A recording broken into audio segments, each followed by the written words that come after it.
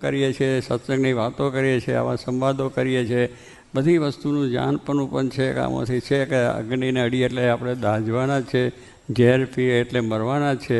આ બધી હકીકત છે, છતાં પણ આ બધું ઝેર સમજાતું નથી. ખાવા પીવાની અંદર બહાર જઈએ ને ત્યાં પણ ઝેર જ છે બધું. ત્યાં આગળ જે આપણે જોતા હોય બધું ઝેર જ જેવું છે. કારણ એ ઇન્દ્રિયોનો છે ગ્રહણ કરી લે છે અને ભાઈ અંદર ઘોટાળા આપણને થાય છે. ઘણાનું પતન થયું છે, હજારોનું પતન થયું છે આપણે જાય. એટલે મારે કે આપણે તો બહુ સાવધાની રાખવાની છે. સત્સંગ જે સાચવવો એ મોટો મુશ્કેલની વસ્તુ છે. પણ જે માણસ દ્રઢતા કરી છે એ ન કરે. સુરા ખાચર આપણા મહારાજના વખતના હતા, જસદનમાં ગયા. જસદનના રાજાને એમ હતું કે આ સ્વામિનારાયણનો છે માટે એને નિયમ ધર્મથી પાળવો. એટલે સારામાં સારી રૂપાળી એક બૈરી હતી જેને વેશ્યાઓ જેવું કહીએ, એને રાત્રે મોકલી. પેલા અંદર સૂતા છે અને 12 વાગે જઈને પેલા એક બાઈનું ખખડાયું. એટલે પેલા સુરા કોણ છે તો કોઈ બોલ્યું નહીં. એટલે પછી બહુ પેલા એ ખખડાય એટલે પેલા કમાડ ખોલ્યું અને કમાડ ખોલ્યું એમાં નાટારંગ કરીને આવેલું આમ રૂપરૂને બજાવે.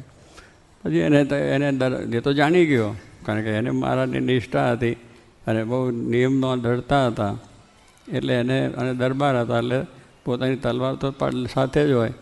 એટલે પેલા કહ્યું છે આ ખબરદાર જો અહીંથી આગળ પગ મૂક્યો છે ને મસ્તક ઉડી જશે. અહીં અમારી અંદરમાં પગ મૂક્યો છે તારું મસ્તક ઉડી જશે. તલવાર બતાવી દીધી, પેલી નાહી ગઈ. કાયમ કે માણસ છે તે પાછું દરબારના તરફથી આ બધું કમ્પાઉન્ડ થયેલું. આ કમ્પાઉન્ડો ચાલે છે ને એમ લોકો પૈસાને પૈસાની પછવાડે આવી રીતે તમને લલચાવ, આવી રીતે તમે ફસાઈ જાઓ છો. પણ સુરો ખાચર ન નમ્યા અને ન થયું. શ્રીજી મહારાજ ત્યાં ગઢડે ગયા, ઊભા થઈને બેઠા કે ખરેખર તમે અમારા સાચા ભક્ત, ધન્ય છે તમને. કે આવા પ્રસંગે તો ગમે તે હોય થાય, રાત છે, એકલા છે, ત્યાં કોઈ માણસ નથી, કોઈ વસ્તુ નથી, કોઈ નથી, કોણ જોવાનું છે એમ થઈ જાય. પણ એને કંઈ નહીં, કારણ મહારાજની મને આજ્ઞા છે કે મારાથી આ ન થાય. એવી રીતે આપણે સમજવું જોઈએ. તો આપણો ધર્મ સચવાય, આપણા નિયમ સચવાય, આપણી ભક્તિ સચવાય. પણ ન સચવાય જો આવું ના જાણપણું રાખીએ તો. એટલે મહારાજે કહ્યું ક્યારેય કુસંગ કરવો નહીં. શ્રીજી મહારાજે વચનામતના પ્રથમના 18માં પણ વાત કરી.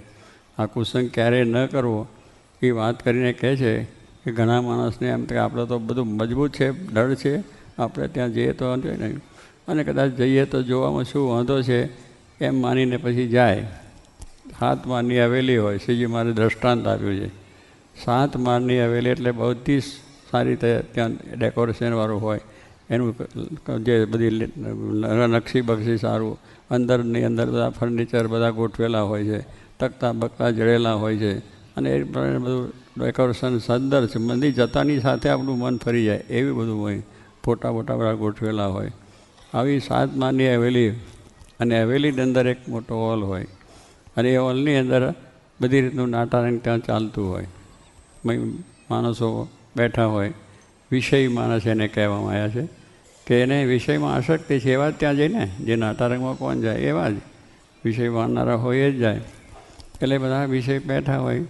પછી બેસ્યાઓ થયકાર થતી હોય, બધી રીતના જલસા થતા હોય. દારૂનો બાટલો પડ્યો હોય, પેલો ઉઠાવીને પીવે, પેલો એને પાય, પેલો એને પાય, અને પેલા વેશ્યાઓ થઈ નાચતી હોય. એટલે પછી જ્યારે એક બાટલો પીએ એટલે પછી ચક્કર થાય કે ન થાય, પછી ભાન ભૂલે બધો. પછી એ ઊભો થઈને વેશ્યાના ગળામાં હાથ નાખીને એ નાચવા માંડે. અત્યારે ડિસ્કોમ થાય છે ને બધા કંઈ, ડિસ્કોમ જાય છે તે જુઓ છો ને તમે, બે જેવા ફરતો હોય, એમાંથી બધું થાય છે. એટલે મહારાજ કે પછી પેલો એની જોડે એ પણ નાચવા માંડે ને એ બારી પેલે, પછી બૈરાને પાઈને બૈરાનું પાછું વટલેલું ટેઠું એ પીવે ને બધું ચાલે. કારણ કે એમાં ખબર નથી પડતી કે હું કયા રસ્તે જયો. કે મહારાજ કે એવું બધું હોય. હવે એવા વખતમાં એ વાતાવરણની અંદર ગમે એવો દ્રઢતાવાળો હોય, મારે દારૂ પીવો જ નથી, ખોટી કલ્પે, અને પીધોય ના હોય, પહેલેથી સત્સંગના નિયમ એટલે પીધો પણ ના હોય, પીવો નથી એવો પણ નિશ્ચય હોય. ભાઈ એમને થયું કે જ્યારે આવું છે, પેલા નહીં કે મેં કહ્યું ને કેશનો જોવા ગયા, જોવામાંથી ભાઈ અંદર બેઠા. એટલે કોઈને એમ થાય કે આમાં જોવામાં આપણે શું વાંધો, જોવામાંથી કંઈ ઓછું કહી જાય. કેટલાકને આપણે જોવામાંથી કંઈ ઓછું, આપણું મન મક્કમ હોય તો કશું ના થાય. પણ મહારાજે કહ્યું છે ગમે એવા ધીરજવાળા હોય એની ધીરતા પણ જતી રહે છે. સૌભરી ઋષિ છે એને પોતે તપ કર્યું 60,000 વર્ષ સુધી, આટલા ગરા પાણી સુધી ન કર્યું, શરીર બધું જ માછલા ખાઈ ગયેલા, એવી બધી દશા થઈ ગઈ હાઉસ. અને પછી ત્યાં માછલો અંદર હોય ને એટલે એમનું જરા એકબીજા સ્ત્રી પુરુષનું મન એટલે માછલાની રીતે બધું જોયું. એ જોયું એમાંથી એમને વિચાર આવ્યો કે ચાલો આ સુખ તો રહી ગયું, આ તો લીધું જ નથી આપણે, આ તો કોઈ દુર્લભમાં દુર્લભ સુખ છે, ભગવાન કરતાં અધિક સુખ આ છે. એટલે તે ઘડી એવું થઈ જાય.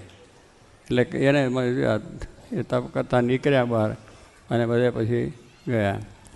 અને એમાંથી એમની પ્રતિષ્ઠા જતી રહી અને મૈથુનમાંથી એમને પણ પરણવાનું મન થયું અને બધી રીતે રાજાની કન્યાઓને પૈણ્યા અને લગ્ન થઈ ગયા અને બધું કામ થઈ ગયું.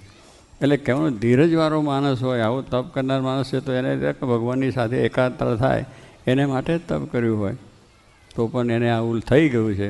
શાસ્ત્રોની વાતો છે, શાસ્ત્રોની વાતો ખોટી નથી, બનાવટ નથી, હકીકત વસ્તુ છે, આવું થાય છે.